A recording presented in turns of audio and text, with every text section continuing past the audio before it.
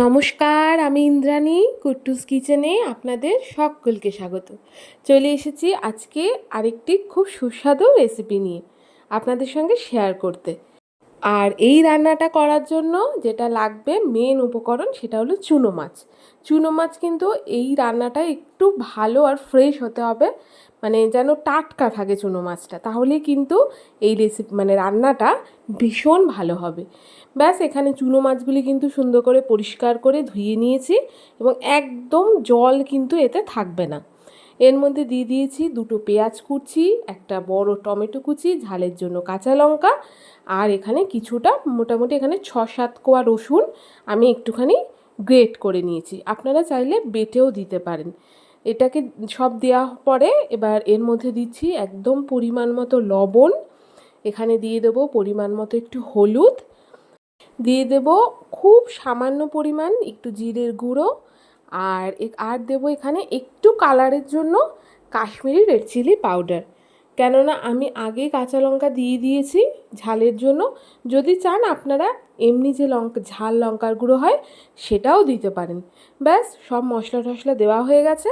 এবার এর মধ্যে কিন্তু একটু বেশি করে তেল যাবে, কেননা যেহেতু এই রান্নাটা না একদম জল পড়বে না আর জল ছাড়াই হবে, তাই জন্য তেলটা একটু বেশি দিতে হবে।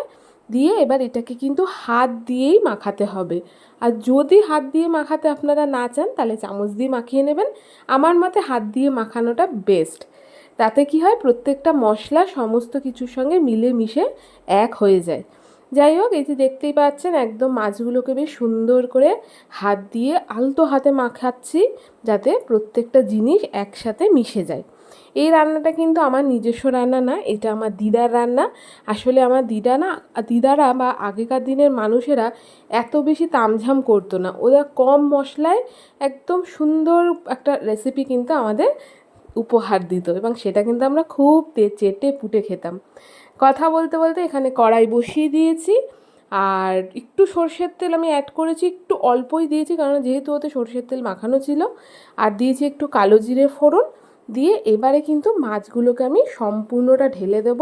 এখানে জল অ্যাড করব না, কেন পেঁয়াজ টমেটো এগুলো থেকে কিন্তু জল বেরোবে। আর চুনো মাছ যেহেতু ছোট মাছ আর খুব নরম মাছ হয়, সেদ্ধ কিন্তু খুব সুন্দর তাড়াতাড়ি হয়ে যায়। আর কালো জিরে ফোড়ন দিয়েছি এই কারণেই, রসুন আর কালো জিরের কিন্তু গন্ধটা দারুণ লাগে। ব্যাস সমস্তটা দিয়ে এটাকে কিন্তু আমি মিডিয়াম আঁচে একদম করব, আর এটাকে এরকম পুরো ঢাকা চাপা দিয়ে দেবো। আর আপনাদের ওখানে গরম কেমন? আমাদের এখানে তো ভীষণ গরম পড়েছে, মানে একদম যেন সেই হাওয়াটা না গরম হাওয়া। এই যে কথা বলতে বলতে দেখুন 5 মিনিট পরে আমি ঢাকাটা তুললাম, দেখুন একটু একটু কিন্তু জল মানে বেরোচ্ছে, মানে ছাড়তে শুরু করেছে। কারণ যেহেতু পেঁয়াজ টমেটো জল ছাড়ে আর নুন ঠুন দেওয়া, তার জন্য কিন্তু জল ছাড়তে শুরু করেছে।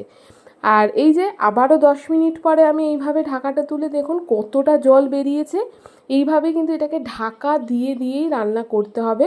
আর যদি আপনাদের মনে হয় যে না খুব একটা মানে মানে লেগে যাচ্ছে তলায়, যেমন আমি একটু নাড়িয়ে দেখলাম আমার একদমই লাগেনি, যদি মনে হয় যে একটু জলের প্রয়োজন তাহলে খুব সামান্য মানে চামচের দ্বারা একটু জল কিন্তু অ্যাড করে দিতে পারেন। ব্যাস ঢেকে দিয়েছি আবারও প্রায় এটা 15-20 মিনিট পর দেখুন তেল কিন্তু ভেসে উঠেছে, জল একদম মরে গেছে। আমার কিন্তু এই চুনো মাছের চচ্চড়িটা কিন্তু একদম রেডি হয়ে গেছে। আর উপর দিয়ে এবার দিয়ে দেবো ধনে পাতা। চাইলে এটাতে আপনারা আলুও দিতে পারেন, বেশ ওই বাটি চচ্চড়িতে যেমন আমরা আলু দিই তেমনও দিতে পারেন। সেই ক্ষেত্রে কিন্তু একটু জলের ব্যবহার করতে হবে, কেন আলুটা নচেত সেদ্ধ হবে না। ধনে পাতাটা দেওয়ার পরও আমি একটু ঢাকা চাপা দিয়ে দিয়েছি যাতে স্মেলটা ওর মধ্যেই থাকে। ব্যাস এই তো রান্না।